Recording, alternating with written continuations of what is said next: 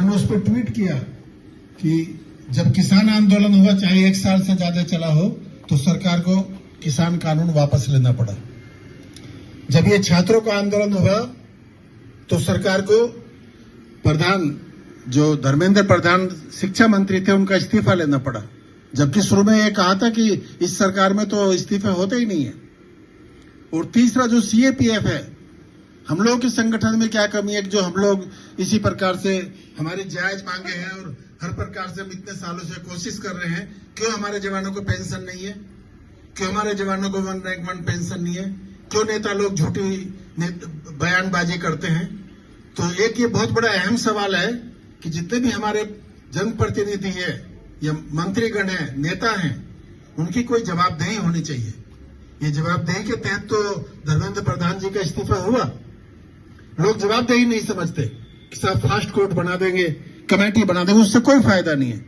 अभी लोगों ने मीडिया में बताया कि पिछले फास्ट कोर्ट जो बने हैं, कितने 700 से ज्यादा फास्ट कोर्ट है और अभी 24 लाख केस उस पर पेंडिंग है। ये नाम की फास्ट कोर्ट है, नाम की कमेटी है, कुछ नहीं होता है।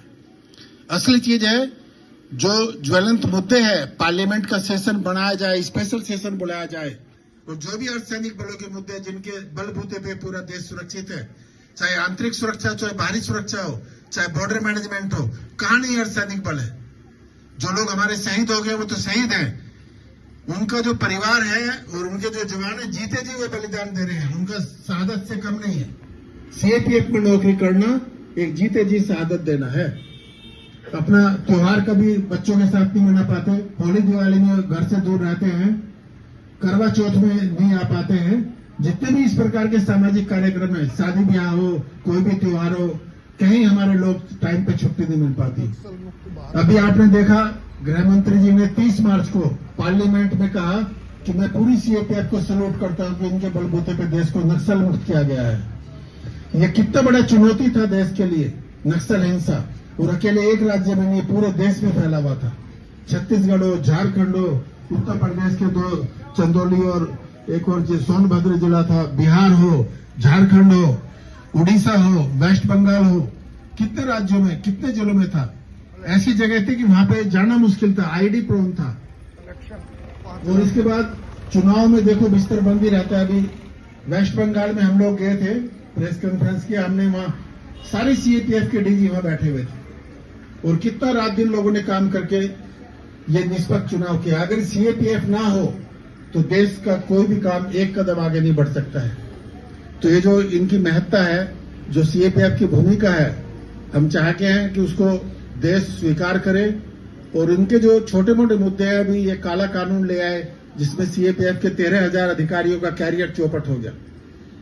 हमने बार बार कहा है कि आईपीएस अधिकारियों से हमें कोई शिकायत नहीं है, आईपीएस आए कोऑर्डिनेट करें, लेकिन जितने आईपीएस हमारे यहाँ आए आईजी रैंक में, उतने हमारे अधिकारी राज्य में जाए, जिससे वो भी तो कोऑर्डिनेशन का हिस्सा है। अगर कोऑर्डिनेशन है तो दोनों तरफ से हो और दोनों लोगों को अनुभव होगा, दोनों को फायदा होगा। हमारे इतने अनुभवी लोग हैं, पूरे इंडिया में जगह जगह घूमते हैं, चाहे नॉर्थ ईस्ट हो, चाहे दक्षिण भारत हो, चाहे जम्मू कश्मीर हो, चाहे नक्सल प्रभावित इलाके हो, इतना अनुभव बाकी किस फोर्स में किस जवान को होगा। तो ये जो हमारी मांगे हैं बहुत जायज है और मैं चाहता हूं कि हरियाणा राज्य अपने को संगठित करे, घर घर से इसको अपनी जिम्मेदारी समझे, अलग जगाए और एक साथ पूरा परिवार नई पीढ़ी को हमें बहुत बड़ा एक उदाहरण पेश कर रहे हैं कि संगठित होकर किस प्रकार से अपनी मांगों को मनवाया जा सकता है।